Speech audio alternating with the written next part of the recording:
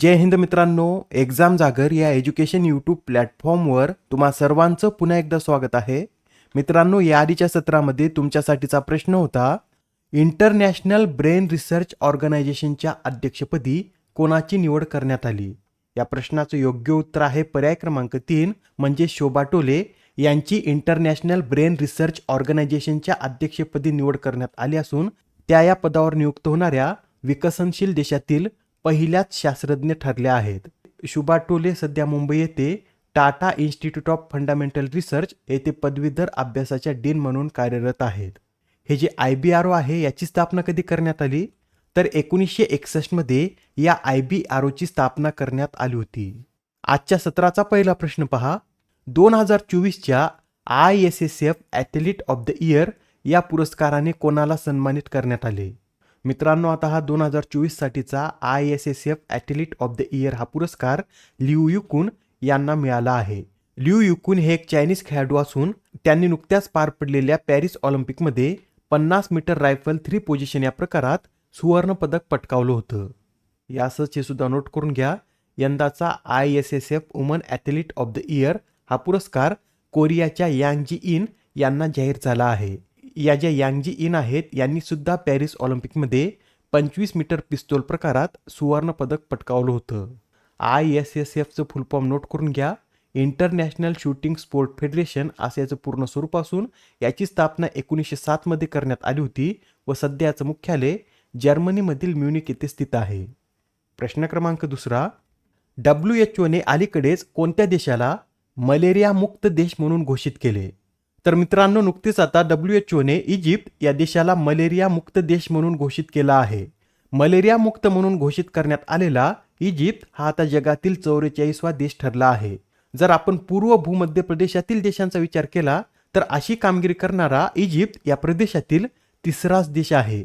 याआधी संयुक्त अरब अमिरात आणि मोरोक्को हे या प्रदेशातील देश सुद्धा मलेरिया मुक्त झाले आहेत. त्यानंतर अशी कामगिरी करणारा इजिप्त या प्रदेशातील तिसरा देश आहे. मलेरियाविषयी हे सुद्धा लक्षात ठेवा. मलेरिया हा प्लाझ्मोडियम विवाक्स या आदिजीवामुळे होतो व याचा प्रसार ॲनाफिलिस डासाची मादी करते. मलेरिया या आजारात काय होतं तर या रोगात प्लाझ्मोडियम हा आदिजीव शरीरातील लोहित रक्तपेशीवर हल्ला करतो. कोणत्या पेशीवर? तर लोहित रक्तपेशीवर हा प्लाझ्मोडियम आदिजीव हल्ला करतो. प्रश्न क्रमांक 3. 16व्या ब्रिक्स परिषदेचं आयोजन रशियामधील कोणत्या शहरात करण्यात येत आहे? या प्रश्नाचं उत्तर आहे पर्याय क्रमांक 3 म्हणजे 16व्या ब्रिक्स परिषदेचं आयोजन रशियामधील कझान या शहरामध्ये करण्यात येत आहे. ही परिषद 22 ऑक्टोबरला सुरू झाली असून 24 ऑक्टोबरपर्यंत ही परिषद चालणार आहे. मित्रांनो, या ब्रिक्स परिषदेची थीम सुद्धा नोट करून घ्या. जगाच्या न्यायोचित विकासासाठी आणि सुरक्षेसाठी बहुपक्षीय वादाचं बळकटीकरण करणं ही यावेळेच्या परिषदेची थीम आहे. आणि मित्रांनो, यंदा प्रथमच या ब्रिक्स परिषदेत त्याचे नवीन 5 देश सुद्धा सहभागी होणार आहेत व ते देश कोणते? तर Egypt, Ethiopia, Iran, Saudi Arabia आणि संयुक्त अरब अमिरात हे ब्रिक्सचे नवीन 5 देश आहेत व प्रथमच आता ते ब्रिक्स परिषदेमध्ये सहभागी होतील. बरं, एक्झाममध्ये बऱ्याच वेळा विचारण्यात येतं की या ब्रिक्सची संकल्पना कोणी मांडली होती? तर गोल्डमन सॅक्सचे अर्थशास्त्रज्ञ जिम ओनिल यांनी ब्रिक्सची संकल्पना मांडली होती. 2009 मध्ये रशियातील एकातेनबर्ग येथे पहिली ब्रिक्स शिखर परिषद पार पडली. 2010 साली दक्षिण आफ्रिका यात सामील झाल्यानंतर ब्रिकला ब्रिक्स असं नाव देण्यात आलं. ब्रिक्स सदस्य देश हे जगाच्या पृष्ठभागाच्या सुमारे 30% पृष्ठभाग व्यापतात तर जागतिक लोकसंख्येच्या 45% लोकसंख्या ही या ब्रिक्स देशात राहते.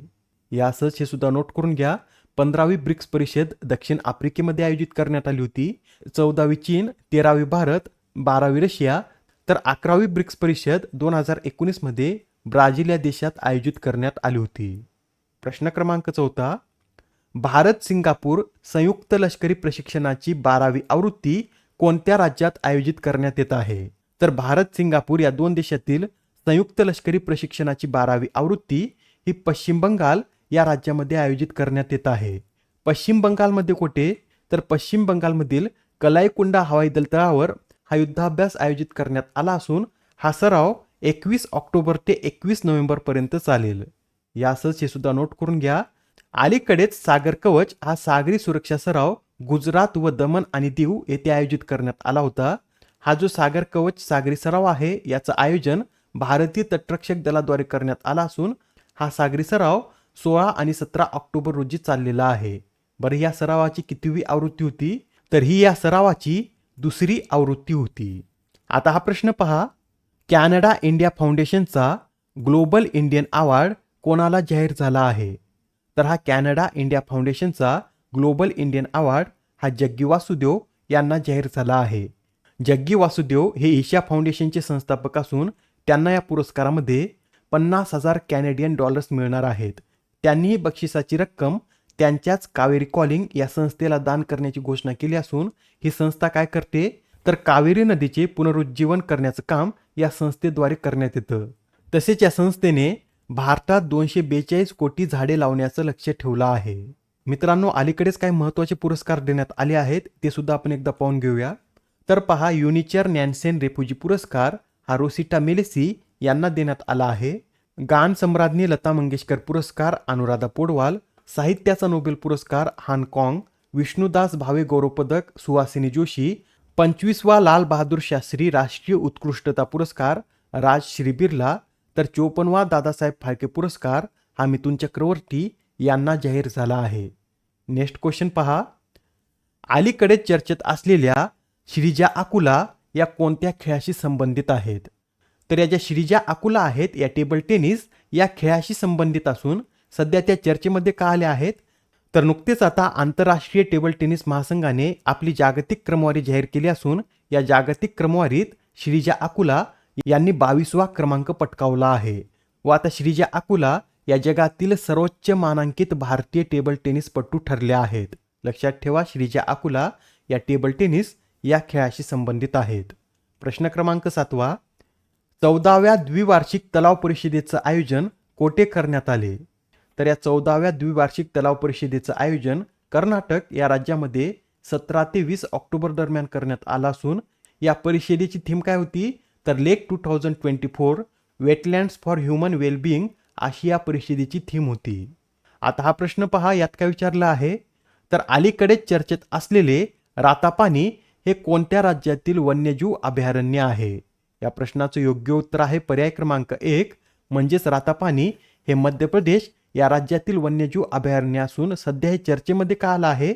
तर नुकतेच आता मध्य प्रदेशच्या राज्य वन्यजीव मंडळाने या अभयारण्याला मध्य प्रदेशचे 8वे व्याघ्र प्रकल्प म्हणून घोषित करण्यास मान्यता दिली आहे. त्यासाठी रातापानी सध्या चर्चेमध्ये आहे. मित्रांनो, 2023 मध्ये वीरांगना दुर्गावती हे मध्य प्रदेशातील 7वा व्याघ्र प्रकल्प ठरला असून मध्य प्रदेश आता भारतातील सर्वाधिक व्याघ्र प्रकल्प असलेलं राज्य आहे. बरं, आपल्या महाराष्ट्रात एकूण किती व्याघ्र प्रकल्प आहेत? तर आपल्या महाराष्ट्रात एकूण 6 व्याघ्र प्रकल्प असून त्यांची नावे लक्षात ठेवा.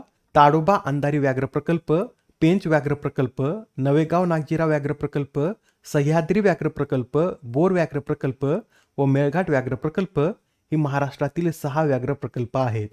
प्रश्न क्रमांक 9, poverty prosperity and planet report 2024 pathways out of polycrisis हा रिपोर्ट कोणी प्रकाशित केला? तर मित्रांनो, हा रिपोर्ट जागतिक बँकेने प्रकाशित केला असून या रिपोर्टनुसार भारतातील एकूण 129 दशलक्ष नागरिक हे अत्यंत गरीब आहेत. अत्यंत गरीब म्हणजे काय? तर ते दररोज 180 रुपयापेक्षा कमीवर जगतात. त्यासाठी त्यांना अत्यंत गरीब म्हटलं आहे.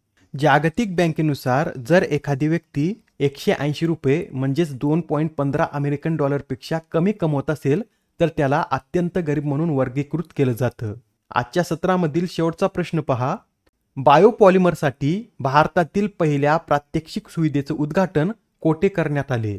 तर आता बायोपॉलिमरसाठी भारतातील पहिल्या प्रात्यक्षिक सुविधेचं उद्घाटन पुण्यामध्ये करण्यात आलेलं आहे. पुण्यामध्ये याचं उद्घाटन कोणाच्या हस्ते करण्यात आलं? तर डॉक्टर जितेंद्र सिंह यांनी या बायोपॉलिमरसाठी भारतातील पहिल्या प्रात्यक्षिक सुविधेचं उद्घाटन केलं आहे. आजच्या सत्रामधील तुमच्यासाठीचा प्रश्न पहा, 50 आंतरराष्ट्रीय गोल करणारी पहिली भारतीय महिला कोण ठरली आहे? आता या प्रश्नाचं उत्तर कमेंटमध्ये देण्याचा प्रयत्न करा. उत्तर चुकलं तरी काय हरकत नाही, कारण ज्यावेळेस तुम्हाला या प्रश्नाचं योग्य उत्तर माहीत होतं त्यावेळेस हा प्रश्न तुमच्या दीर्घकाळापर्यंत लक्षात राहतो. तर आता पुढच्या सत्रामध्ये पुन्हा भेटूया. धन्यवाद.